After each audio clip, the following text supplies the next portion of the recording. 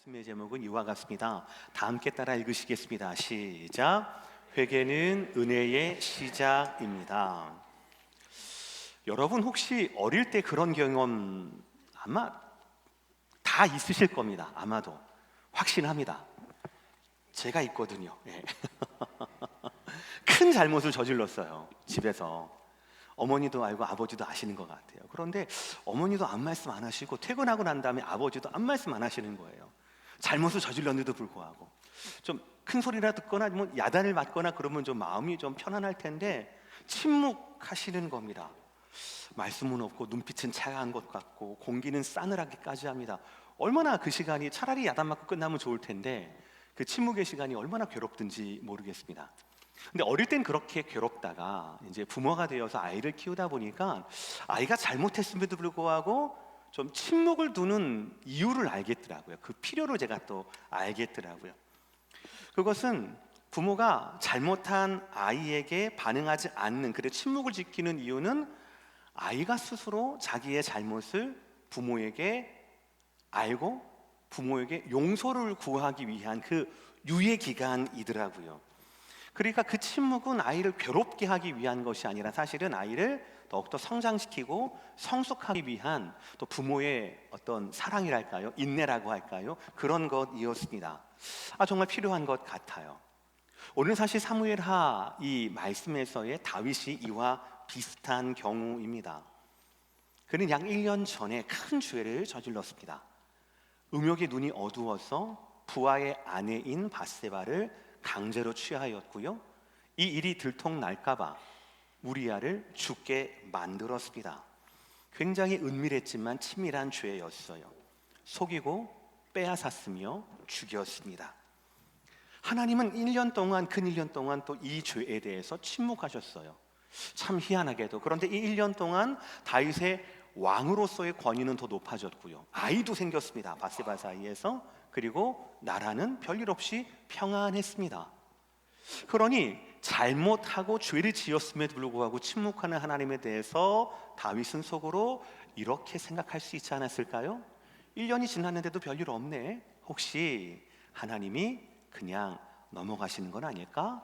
라고 생각할 수도 있었겠죠. 그러나 여러분, 제가 예화로 들었던 자녀의 잘못에 부모가 유예를 해주고 기다려주는 것은 결코 잘못에 대한 무시나 침묵이 아닙니다. 무관심도 아닙니다. 그것은 하나님의 기다림이었습니다. 하나님께서는 다윗이 성령의 역사로 자신의 죄와 직면하고 하나님께서 죄를 고백함으로 말미암아 다시 언약의 자리로 돌아오기를 원하셨어요. 그러나 강팍했던 다윗은 끝까지 이를 무시했고, 그래서 하나님은 이 침묵을 깨뜨리고 언약을 드러낼 수 있는 하나님의 은혜의 사람을 보냅니다. 그분이 바로 나단 선지자입니다. 그래서 하나님은 다윗의 죄에 대한 침묵을 깨뜨리고 언약을 드러내셔요. 하나님의 보냄을 받은 나단 선지자는 다짜고짜 다윗 왕 앞에 와서 어떤 이야기를 주저리 꺼내 놓습니다. 여러분이 잘 아시는 그 이야기입니다. 그 이야기를 요약하자면 이렇습니다. 어느 마을에 부자와 가난한 사람이 있습니다. 부자에는 양떼, 소떼 너무나 많습니다. 풍족합니다. 근데 이 가난한 사람에게는 자기 가족 말고는 정말 어린 양 한 마리가 있습니다. 그런데 이 부자에게 양과 소는 소유 중에 하나입니다. 그런데 가난한 사람의 이 양은 소유가 아닙니다. 거의 가족이에요. 성경 말씀에 의하면 자기의 그릇으로 먹고 자기의 잠으로 마시며 자기의 음식을 먹고 자기 품에서 잠을 재웠던, 마치 딸처럼 키우던 양 한 마리가 이렇게 있었습니다. 그런데 마을 밖에서 어느 손님이 찾아온 겁니다. 부자의 손님입니다. 그런데 그 당시 이스라엘 유대 가운데 고대 근동 아시아에서 손님을 접대한다라고 하는 것은 예의의 차원이 아닙니다. 여러분, 우리에게는 사실 이민 생활하는 저와 여러분들에게는 손님을 초대하고 손님을 대접하는 것은 예의이지 않습니까? 그런데 그 옛날 유대 땅에서 손님을 치른다, 나그네를 대접한다라고 하는 것은 예의가 아니었습니다. 이것은 굉장히 중요한 의무사항이었습니다. 심지어는 손님이 왔는데 만약에 손님 접대를 제대로 못했다라고 하면 그것이 그 집과 그리고 나아가서는 마을 전체에 수치스러움이 됐었어요. 그러니까 손님을 어떻게 대접을 하느냐, 이것이 이스라엘 유대 민족에서는 굉장히 중요한 가치가 되었어요. 당연히 부자의 손님이니까, 또 부자는 소유가 많으니까 이 중에 한 마리를 잡아서 부자를 대접하는 것이 옳았습니다. 상식적입니다. 그런데 이 부자는 악한 마음을 먹습니다. 마땅히 해야 할 이 손님에 대한 대접을 아까운 거예요. 그래서 딸처럼 기르던 이 가난한 자의 양을 억지로 빼앗아 죽여서 자기의 수치를 가립니다. 그 일이 방금 일어났다라는 것이죠. 사실 이것은 그들 문화에 있어서 용납할 수 없는 죄였습니다. 이 이야기는 단순한 부자의 불의가 아니라 그의 불의, 그의 탐욕, 그리고 그의 권력 남용을 고발한 것이었습니다. 그러니 사실 5절의 다윗의 반응이 이해가 되는 겁니다. 뭐라고 반응합니까? 다윗이 그 사람으로 말미암아 노하여라고 되어 있어요. 노하여라는 것이죠. 화가 났다라는 건데요, 구약 성경에서 이 노하여라는 단어는 참 재미있습니다. 주로 누구에게 쓰이느냐? 하나님의 분노를 말할 때 쓰입니다. 하나님이 노하실 때 이 말씀이 쓰이게 되는 겁니다. 정말 다윗은 하나님처럼 지금 감정을 표출하고 있습니다. 그리고 실제로 다윗은 이어지는 말씀에서 하나님처럼 판결하고 하나님처럼 정죄하고 있습니다. 여호와의 살아계심을 두고 맹세하노니 이 일을 행한 그 사람은 마땅히 죽을 자나 그 양새끼를 4배나 갚아주어야 하리라 한지라. 우리는 이 장면을 보면 인간의 죄에 대한 아이러니를 보게 됩니다. 여러분은 잘 아시지 않습니까? 1년 전쯤에 다윗이 어떤 짓을 저질렀는지 우리는 너무나 잘 알고 있습니다. 그런데 그랬던 다윗이 이야기 속에, 실존하는 인물도 아니에요, 이야기 속에 한 부자에 대해서 이렇게 분노하고 이렇게 하나님처럼 판단하고 정죄하고 있습니다. 근데 사실 이야기 속의 부자의 죄는 무엇입니까? 그 죄의 무게는 무엇입니까? 양 한 마리예요. 그러나 사실 다윗의 죄의 무게는 어떻습니까? 부하의 아내의 순결을 억지로 빼앗았고요, 부하를 죽였습니다. 왕의 권력으로 조직적으로 이것을 시도했을 뿐만 아니라 이것을 은폐했습니다. 비교할 수 없는 죄의 무게입니다.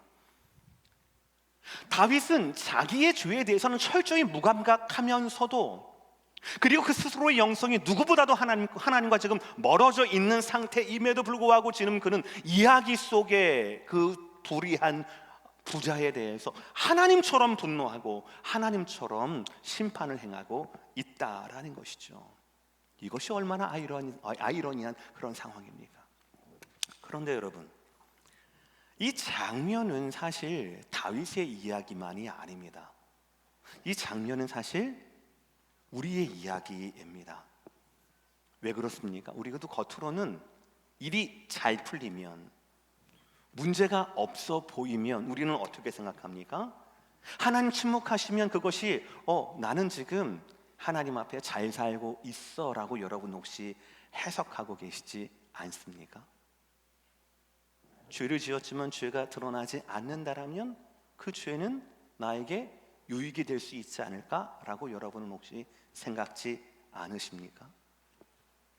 내 영혼 어딘가에 숨겨진 죄, 말하지 않은 어두움, 무지한 양심은 여전히 남겨둔 채 다른 사람의 실수와 죄에 대해서 마치 내가 하나님인 것처럼 그렇게 반응하지는 않습니까?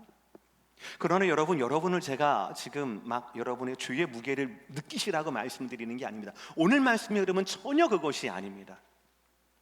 오늘 말씀의 흐름은 바로 뭐냐면 하나님이에요. 죄를 말하지 않고 침묵 가운데 안전하다고 느꼈던 이 다윗에게 지금 선지자를 보낸 분이 누구입니까? 바로 하나님이셔요. 그것처럼 하나님은 죄에 대해 침묵하지 않으신다라는 거예요. 하나님은 죄에 대해 밝히신다라는 겁니다. 하나님은 우리에게 말씀을 통하여서, 빛을 통하여서 우리를 어두움 가운데 있지 않게 하시고 그 어두움에 빛을 주신다라는 이 진리입니다. 하나님은 죄에 대한 침묵을 깨트리고 하나님의 언약을 드러내게 하신다라는 거예요. 한 사람의 예배도 없습니다. 그러니 우리는 민감해야 합니다. 말씀에 민감해야 합니다. 무심코 들은 설교 가운데 한마디 가운데, 누군가의 충고 한마디 가운데, 아니면 우리가 찬양했던 찬송의 한 구절 가운데, 묵상했던 새벽 묵상했던 새벽 순종에 잠에 취해서 들르락 말락했던, 그리고 운전하면서 들었던 유튜브 말씀 한 가운데에서라도 하나님께서 나에게 비추신 한 줄기 말씀의 빛이 있거든요. 그 말씀의 빛으로 말미암아 우리도 몰랐던, 아니면 우리가 무시했었던 죄의 깊이와 죄의 그늘이 하나님의 말씀의 빛 아래에서 밝혀지고 죄가 드러나며 언약이 드러나야 한다라는 것이죠. 그렇게 하나님은 다윗의 죄의 의도 가운데 하나님의 사람을 보내주십니다. 그렇게 하나님은 우리 삶의 죄에 대한 침묵을 깨뜨리고 우리를 향한 하나님의 언약을 드러내십니다. 말씀의 보내심으로 하나님은 우리의 죄를 드러내셔요. 그리고 그 말씀에 하나님은 당신이 그 사람이다 라고 직접적으로 우리에게 말씀하십니다. 7절 상반절 말씀 다 함께 읽어볼까요? 여러분 시작. 이르되 당신이 그 사람이라. 이야기 속에 악한 자가 바로 그 사람이라는 겁니다. 하나님은 다윗을 죄 가운데 두지 않으셔요. 하나님은 다윗의 죄를 밝히십니다. 그런데 여러분, 오늘 말씀의 문맥을 잘 보셔야 합니다. 오늘 말씀의 중심은 하나님에 있어요. 하나님께서 다윗의 죄를 밝히시는데 그 목적이, 그 방향성이 어디에 있느냐? 다윗의 양심을 쿡쿡쿡 찔러가지고 다윗으로 말미암아 무너지게 하는 데 있지 않습니다. 말씀을 보시겠어요? 나단이 다윗에게 이르되 당신이 그 사람이다. 그 다음 구절, 이스라엘의 하나님 여호와께서 이와 같이 이르시기를 내가 너를 이스라엘 왕으로 기름 붓기 위하여 너를 사울의 손에서 구원하고 내 주인의 집을 내게 주고 내 주인의 아내들을 내 품에 두고 이스라엘과 유다 족속을 내게 맡겼느니라. 만일 그것이 부족하였을 것 같으면 다 함께 시작. 내가 내게 이것저것을 더 주었으리라.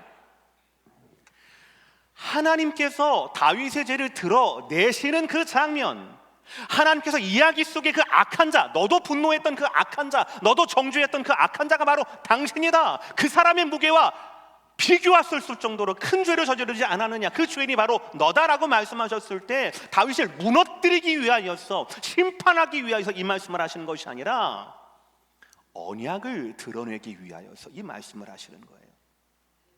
내가 너에게 어떤 은혜를 주었느냐라는 이 말씀이에요. 내가 너를 왕으로 기름 붓기 위하여 많은 축복을 주었다. 이것도 주었고 저것도 주었다. 그런데 만약에 그것이 너에게 현재 부족하였을지라도 구했다라면 나는 너에게 이것저것 다 주었을 것이다 라는 말씀이에요. 죄의 현장에서 하나님은 다윗의 죄의 무거움이 아니라 내가 너를 얼마나 사랑했다고, 네가 얼마나 큰 은혜를 누리고 있었는데 라고 말씀을 하시는 거예요. 이것이 하나님의 방법입니다. 분명하게 죄를 밝히시지만 죄를 밝혀서 심판받아 마땅하다라고 말씀하지 않고, 정죄가 아니라 하나님의 죄의 지적은 은혜를 향하게 하신다라는 사실이에요. 다윗은, 우리는 욕망에 이끌려 죄를 짓고 그 죄를 덮기 위하여 급급한 반면, 하나님은 어제나 오늘이나 내일이나 부족한 것이 무엇이든 나는 너에게 이것저것 다 주었을 것이다 라고 하는 은혜의 언약을 우리에게 확인시켜 주신다라는 사실이에요. 여러분, 그러니 하나님의 은혜의 흐름 아래에서 성도의 죄는 단순히 실수나 잘못이 아닙니다. 성도의 죄는 이 하나님의 은혜를 배신하는 행위예요. 그래서 하나님은 이 말씀 뒤에 9절에 이렇게 말씀하고 있어요. 다 함께 읽어볼까요? 시작. 그러한데 어찌하여 내가 하나님의 말씀을 업신 여기고. 다윗의 죄의 심각함은 그가 죄를 어떠한 죄를 간음이나 살인이라고 하는 그 죄의 케이스를 말하는 것이 아니라 하나님의 말씀을 업신 여겼던 거예요. 하나님 말씀을 업신 여겼던 그 마음이 더 심각했다라는 거예요. 하나님은 그동안 다윗의 삶에서 끊임없이 말씀하시고 끊임없이 인도하시고 그를 끊임없이 채우시고 공급해 주셨지만 어느 순간 다윗은 그 음성 듣기를 거부하고 자기 뜻대로 행했다라는 거죠. 바로 그 지점, 하나님의 말씀을 가볍게 여긴 바로 그 순간부터 죄가 시작되었다라는 것이죠.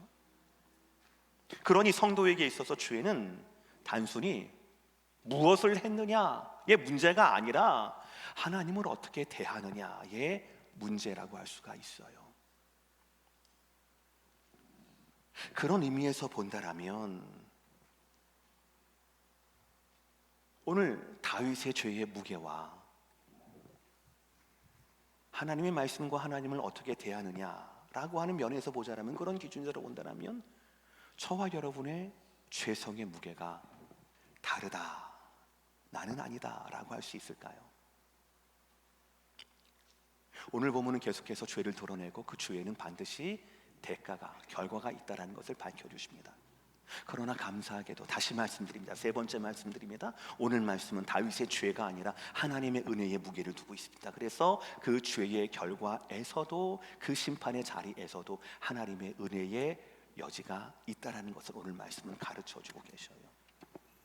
선지자는 다윗의 죄의 결과를 이렇게 말씀합니다. 10절, 이제 내가 나를 업신여기고 햇사람 우리아의 아내를 빼앗아 내 아내로 삼았은즉 칼이 내 집에서 영원토록 떠나지 아니하리라.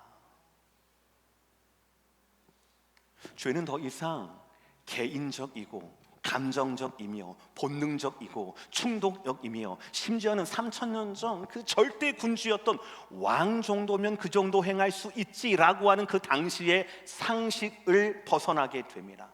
칼이 영원히라고 얘기하잖아요.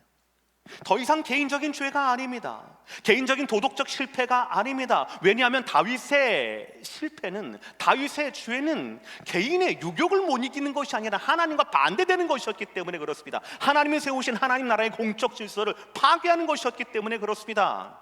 그러니 그 결과는 칼이 내 집에서 영원토록 떠나지 아니하리라. 은밀했던 다윗의 죄는 이제 공개적인 수치로 갚아줄 것입니다. 11절과 12절의 말씀, 백주 가운데 드러나리라, 대낮 가운데 드러나리라라고 말씀하고 있지 않습니까? 성도의 죄는 단순히 마음과 감정의 문제가 그치지 않고 세상과의, 다른 사람과의 관계와 질서와 후손과 공동체 전체를 파괴할 만한 그런 결과가 있다라는 현실을 오늘 말씀에서 보여준다라는 것이죠. 마치 누룩처럼요, 마치 습기찬 장판 밑에 퍼져 있는 곰팡이처럼 말이죠. 죄는 그렇습니다. 그러나 여러분, 하나님의 일하심을 기억하십시오. 오늘 1년 동안의 다윗의 침묵을 깨고 하나님의 사람을 보낸 분이 누구입니까? 하나님이십니다. 오늘 그 침묵의 자리에서도 죄를 고백하게 하신 것이 누구입니까? 바로 하나님이십니다. 그렇다면 죄의 결과인 이 심판의 자리에도 누구의 뜻이 있겠습니까? 하나님의 뜻이 있겠죠. 그래서 심판의 한 가운데에서도 정죄가 아니라 은혜가 흐를 수 있다, 시작된다라는 것이죠. 그리고 우리는 그 은혜를 붙잡아야 한다라는 것이죠. 다윗에게도 우리에게도 필요했던 그 은혜가 무엇입니까? 죄 가운데서도 우리가 붙들어야 할 그 은혜가 무엇입니까? 회개의 은혜예요. 왜요? 회개는 진정한 회복의 시작이기 때문에 그렇다라는 것이죠.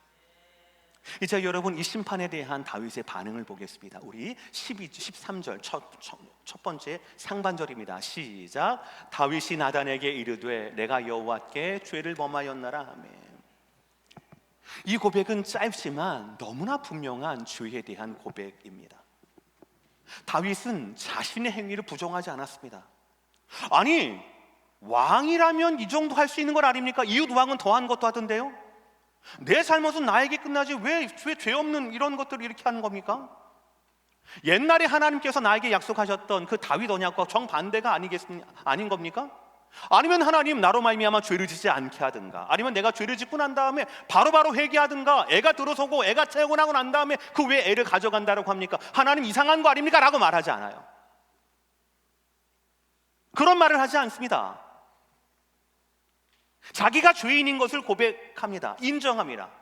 그런데 더욱 놀라운 것은 이 다윗의 고백 후에 하나님의 말씀이에요. 13절, 나단이 다윗에게 말하되 여호와께서도 당신의 죄를 사하셨나니 당신이 죽지 아니하려니와. 여러분, 다윗은 1년 동안 죄를 숨긴 사람이었습니다. 선지자의 이야기를 듣고도 자기는 아닌 척했습니다. 뿐만 아니라 그 이야기 속에서 자기가 하나님 노릇하고 하나님의 이름으로 정죄했지만 정작 자신의 죄에 대해서는 눈이 멀어 있던 사람이었습니다. 하나님이 다윗에게 해주셨던 그 은혜를 생각한다면, 그 역사를 생각한다면 다윗은 분명히 가중처벌의 대상이 될 것입니다. 그렇게 많은 은혜와 복을 받았음에도 불구하고 하나님을 떠날 수 있다라니, 하나님을 속일 수 있다라고 생각하다라니. 그래서 우리가 보기에는 다윗의 죄는 더욱더 무겁고 더 많은 책임을 져야 한다라고 우리는 생각할 수 있겠습니다. 그런데 여러분, 하나님의 일하심은 정반대입니다. 13절을 보시길 바랍니다. 다윗이 고백하자마자, 내가 죄를 지었습니다라고 고백하자마자 그 순간 하나님은 용서해 주셔요. 다윗의 고백과 하나님의 용서가 텀이 없어요. 13절 한 구절에서 바로 이루어지고 있다라는 거예요. 이것은 바로 뭐냐면 다윗의 회개 직후 지체 없이 하나님이 그를 용서하셨다라는 것이죠. 이거는 우연이 아닙니다. 이것이 하나님의 뜻이거든요. 사랑하는 성도 여러분, 잘 기억하시길 바랍니다. 사죄의 은총은 조건이 아닙니다. 우리가 뭔가를 해야만, 우리가 어떤 죄에 대한 책임을 져야만 하나님이 그 뭔가를 보시고 저울을 달아주시고 난 다음에 이 정도면 됐어, 내가 용서해 줄게, 이 조건이 아니라고요. 반대입니다.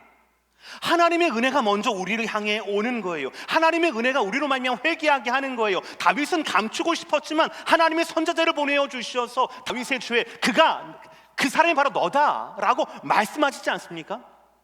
그리고 나서 다윗이 회개하지 않아요?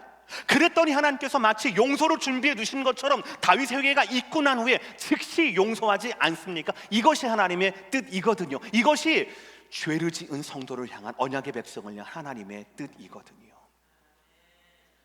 마치 아이가 잘못을 저지르고 난 후에 부모에게 나와서 그 잘못을 고백하기도 전에 부모는 어떤 준비를 해요? 용서할 준비를 하거든요. 용서할 준비를 하고 아이의 용서를, 아이의 회개와 아이의 뉘우침을 받지 않습니까? 그것처럼 하나님께서도 우리의 회개를 달아보시고 난 다음에 어느 기준점이 지나면 오케이, 그럼 넌 통과라고 말씀하지 않는다라는 거예요. 하나님께서는 이미 우리 가운데 용서할 준비가 되어 있으시다라는 겁니다. 여러분, 우리가 우리의 죄를 사함받는 유일한 이유는요, 우리의 죄가 다른 사람들에 비해서 가벼워서도 아니에요. 우리가 너무너무 후회하고 내가 다시는 죄를 범하지 않겠습니다라고 하는 죄에 대한 우리의 의지가 각별해서도 아닙니다. 우리가 용서함 받을 수 있는 모든 이유는 바로 하나님께 있어요. 하나님께서 우리의 회개를 원하시거든요. 하나님께서 우리의 회개를 기뻐하시거든요. 하나님께서 우리의 회개를 기뻐하셔서 우리가 돌이켜서 하나님과 더욱더 깊이 있게 고지하고 하나님과 기뻐하기를 하나님은 원하시거든요. 그 하나님의 뜻 때문에 우리가 회개의 은혜를, 회개의 기회를 가질 수 있다라는 것입니다. 이것이 복음과 종교의 다른 점이에요. 종교는 저울을 만들어 놔요. 이 정도 죄면 이 정도 회개를 해야 되지 않을까? 이 정도 뉘우침을 해야 되지 않을까? 라고 딸깍 넘어가면 내가 마치 용서받을 수 있는 권리가 있는 것처럼 우리는 그렇게 생각합니다. 뭔가를 참으면, 뭔가를 죄를 짓지 않으면 내가 마치 구원받을 수 있는 자격이 있는 것처럼 우리는 그걸 만들어 놓는단 말이에요. 그러나 정말 그렇습니까? 그렇지 않거든요. 죄사함은 온전한 하나님의 은혜라는 것이죠. 누가복음 15장에 잃어버린 것들을 되찾는 하나님의 기쁨이 비유로 나옵니다. 잃어버린 양, 잃어버린 드라크마, 잃어버린 아들에 대한 비유예요. 탕자의 비유로 알고 계신 그 말씀이에요. 20절의 말씀 다 함께 읽어봅시다. 시작. 이에 일어나서 아버지께로 돌아가니라. 아직도 거리가 먼데 아버지가 그를 보고 측인히 여겨 달려가 목을 안고 입을 맞추니. 이 장면을 잘 기억해 보십시오. 이 본문 전에 탕자는 이미 마음을 돌이켰습니다. 내가 분명히 고백합니다. 탕자는 내가 하늘과 아버지께 내가 죄를 범하였도다라고 얘기해요. 하늘과 아버지께 죄를 범하였도다 하고 내가 이 죄를 고백하리라. 내가 지은 죄가 있어서 아들됨을 내가 잃어버린다 하더라도 내가 일꾼으로 가서 내가 그래도 먹고는 살게 해주겠지라고 하면서 터덜터덜 아버지 집으로 갑니다. 그런데 여러분, 아버지는 어떻게 하고 있습니까? 아들 하나 없는 셈 치지라고 하고 있습니까? 아니에요. 아버지는 기다리고 있어요. 어떤 준비를 다 하시고요? 용서할 준비를 하시고요. 아들이 아버지를 알아본 것이 아니라 아버지가 먼저 아들을 알아봅니다. 그러니까 달려왔겠죠. 목을 안고 측인이 여겨서 입을 맞춥니다. 이 환대가 있고 난 다음에 제가 잘못했습니다라고 하는 회개는 있어요. 그러니까 우리의 회개는 우리의 양심의 반로가 아닙니다. 하나님 은혜에 대한 반응이지요. 이는 우리가 믿는 복음의 본질을 잘 보여줍니다. 하나님의 은혜는 우리의 회개보다 앞서 있다라는 것이죠. 아들의 마음을 확인하기도 이전에 아버지는 이미 기다리고 계셨어요. 하나님은 우리가 하나님께 돌이키기 이전에 성령을 통하여서, 선지자를 통하여서, 말씀을 통하여서 우리에게 회개의 기회를 주신다. 먼저 우리를 찾아오신다. 이미 용서하고 우리의 회개를 기다리신다라는 말씀이 됩니다. 사랑하는 성도 여러분, 오늘 말씀에 보면 하나님은 나단 선지자를 다윗을 정죄하기 위해 보내신 것이 아니었습니다. 하나님께서 선지자를 다윗에게 보내신 이유는, 회개케 하신 이유는 사랑의 개입이었어요. 이것이 복음의 본질입니다. 하나님은 우리를 죽이고 심판하기 위하여서, 죄로 말미암아 괴로워하는 우리를 보기 위하여, 즐기기 위하여서 하나님 우리에게 복음을 주신 것이 아닙니다. 빛을 주신 것이 아닙니다. 우리는 요한복음 3장 10절을 통하여서 복음의 본질을 이야기합니다. 하나님이 세상을 이처럼 사랑하사 독생자를 주셨으리라는 말씀이에요. 그런데 우리 그 다음 구절을 우리는 잊어버려요. 하나님께서 독생자를 주신 목적입니다. 하나님이 그 아들을 세상에 보내신 것은 세상을 심판하려 하심이 아니요, 시작, 그로 말미암아 세상이 구원을 받게 하려 하심이라. 이것이 복음의 핵심입니다. 복음은 우리를 정죄하기 위해서가 아니라 우리를 회복시키기 위하여서 죄를 드러낸다라는 사실이에요. 그러니 하나님 앞에서, 복음 앞에서 죄가 드러난다라고 하는 것은 우리가 창피할 일이 아니라, 우리가 싫어할 일이 아니라 우리가 기다려야 할 하나님의 은혜라는 것이죠. 왜냐하면 하나님은 우리가 죄의 무게에서 벗어나서 자유롭게 살기를 원하시기 때문이다라는 것이죠. 사랑하는 성도 여러분, 오늘 말씀을 마무리하겠습니다. 적용점을 통하여서 마무리하기를 원합니다. 우리가 너무나 잘 아는 오늘 말씀인데, 이 말씀은 결국 우리에게 무엇을 요구하실까요? 어떤 삶을 권면하실까요? 저는 세 가지라고 생각합니다. 첫 번째, 다 함께 따라합시다. 첫째, 스스로의 마음을 돌아볼 수 있는 영적 민감성을 구하십시오. 다윗은 1년 동안 자신의 죄를 돌이키지 않았습니다. 인식하지 못했습니다. 우리도 다윗과 같아요. 하나님의 침묵이 우리에게 위험한 안도감을 줄 수가 있기 때문에 그렇습니다. 하나님 말씀하지 않으시면, 하나님 들추지 않으시면 우리는 모든 게 정상 같아 보여요. 모든 게 하나님이 기뻐하시는 것 같아요. 내가 잘못하지 않은 것 같아 보입니다. 오늘 말씀은 다윗의 옛날 이야기가 아닙니다. 안타까운 사연도 아닙니다. 우리의 이야기입니다.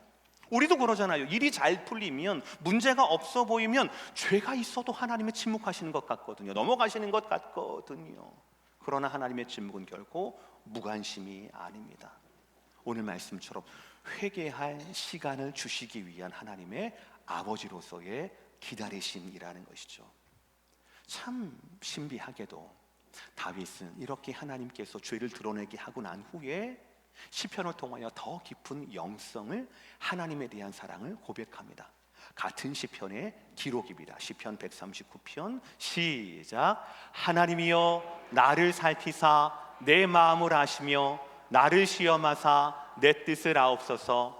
내게 무슨 악한 행위가 있나 보시고 나를 영원한 길로 인도하소서.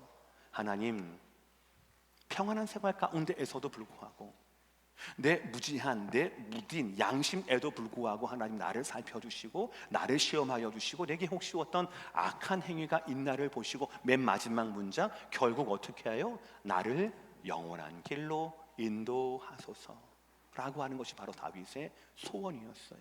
사랑하는 성도 여러분, 죄된 세상 가운데 약한 믿음을 가지고 살아가는 저와 여러분이 얼마나 믿음으로 살아가기에 이 세상이 만만치 않습니까? 얼마나 많은 거친 바위가 있고 얼마나 많은 벽을 만나십니까? 얼마나 많은 이민자로서의 한계를 여러분들 느끼십니까? 그럼에도 불구하고 우리에게 힘을 주시고 우리를 돌이키게 하시며 우리를 결국 영원한 안전한 길로 인도하시는 분은 하나님 한 분이라고 하는 것, 심지어는 죄의 현장 가운데에서도 우리를 은혜로 안아주시는 분은 오직 하나님 한 분뿐이라고 하는 것, 그것을 마음에 담아 두시고 스스로의 마음을 돌아볼 수 있는, 말씀으로 돌아볼 수 있는 영적 민감성을 가지시기를 주의 이름으로 축복합니다. 두 번째 말씀은 죄의 결과보다 하나님의 은혜에 집중하시길 바랍니다. 부디 제발 그렇게 하시길 바랍니다. 나는 쓸모없는 사람이야, 내가 그럴 줄 알았어, 나는 여전히 죄인이야, 하나님의 은혜가 나는 아닌 것 같아 라고 하지 마세요. 오늘 말씀의 중심을 보시길 바랍니다. 하나님은 다윗의 죄를 드러내시는데요, 다윗의 죄의 다윗의 죄의 그 무거움, 다윗의 권능을 말씀하지 않습니다. 그 현장에서도 하나님이 함께 계신다라고 하는 것, 내가 너를 놓지 않았다라고 하는 것, 죄의 고백이 있다라면 마치 준비되어 듯이 하나님의 용서가 바로 임하게 된다라고 하는 13절의 말씀을 여러분들 말씀 그대로 묵상하셔야 합니다. 우리는 다윗의 이야기에서 죄의 결과가 분명하다, 심각하다라는 것을 알고 있습니다. 그러나 동시에 하나님의 용서와 하나님의 회복이 이미 하나님 뜻 안에서 준비되어 있다라고 하는 것도 우리는 확인할 수가 있어요. 로마서 5장 20절 말씀, 그러나 죄가 더한 곳에 무엇이 더욱 넘쳤나니 은혜가 더욱 넘쳤나니. 할렐루야. 이것이 하나님의 본 뜻이에요. 이것이 죄를 드러내는 하나님의 뜻이란 말이에요. 세상에서 재판에서 변호사는, 검사는요, 우리 죄를 드러내서 우리를 심판하려고 합니다. 그러나 하나님은 우리 죄를 드러내서 우리에게 은혜로 채우시기를 원하신다라는 겁니다. 그러니 죄가 드러날 때마다 아유 이 사람 이 죽을, 이것이 아니라 여러분 스스로에도 실망하지 않으시고 죄의 무게가 아니라 그 죄를 용서하시는 하나님의 은혜를 더욱더 붙잡으시는 저와 여러분 되시기를 주의 이름으로 축복합니다. 양심적 아니에요. 복음적이어야 합니다. 성경적이어야만 합니다. 마지막 세 번째, 복음 안에서의 회개는 그래서 새로운 생명으로의 출발이다라고 하는 건 여러분 꼭 기억하셔야 합니다. 다윗은 자신의 죄를 고백했을 때 새로운 출발을 영적으로 맞이할 수 있었습니다. 그래서 더 이상 이제는 죄를 짓고 감출 생각하지 않습니다. 오히려 시편 139편에서 나를 살펴주옵소서, 나를 시험하여 주옵소서, 그래서 나를 영원한 길로 인도해 달라라고 새로운 영적 지향점이 다윗 가운데 생기지 않습니까? 우리가 구해야 할 것이 바로 이 지점이라는 거예요. 죄를 회개했다라면, 거기서 십자가가 만났다라면, 복음을 경험했다라면 그것으로 말미암아 그것이 저와 여러분의 새로운 출발점이 된다라는 것이죠. 우리가 진정으로 회개할 때, 그래서 하나님의 은혜만을 붙들 때에 하나님은 우리에게 새로운 출발을, 새로운 생명을 허락하신다. 비록 죄의 결과가 남았을지라도 우리는 이미 하나님의 용서와 회복 안에 거하는 삶을 살아갈 수가 있다라는 사실이에요. 그래서 한계가 분명한 이 땅에서도 영원한 하나님의 은혜와 영원한 하나님의 도성을 바라보며 살아갈 수 있는 특별함을 저와 여러분이 소유하게 되었다라는 것이죠. 사랑하는 성도 여러분, 오늘 주신 이 말씀이, 오늘 나단 선자를 통하여 다윗에게 주시는 이 말씀이 저를 포함한 우리 모두를 향한 말씀이 되기를 원합니다. 그러나 이것이 여러분을 찌르려고 하는, 여러분을 무너뜨리려고 하는, 그것 봐 죄 짓는 것이 얼마나 쉬운 줄 알아? 라고 여러분들을 우울하게 만드는 그런 도구가 아니라 오히려 죄를 고백함으로 말미암아 하나님, 내가 죽고 내가 이제 복음 안에서 살겠습니다, 은혜 안에서 살겠습니다, 나를 앞으로도 영원한 길로 인도하여 주시옵소서라고 두 손 들고 하나님께 나올 수 있는 그 시작이 되시기를 주의 이름으로 축복합니다. 아무 일이 없다고 하더라도, 누구 하나 손가락질하는 사람이 없다 하더라도 우리가 무지한 것은 아니다라고 하는 것, 우리의 죄를 하나님은 결코 넘어가지 않으신다라고 하는 이 분명한 사실을 아시고 십자가 그늘 아래에서 용서가 준비된 하나님의 은혜와 사랑 아래에서 우리의 죄를 주님께 고백함으로 말미암아 영원한 안전한 집으로 우리를 인도해 달라라고 했던 다윗의 영성이 저와 여러분의 영성이자 저와 여러분의 영적 생명의 지향점이 되시기를 예수 그리스도의 이름으로 축복합니다.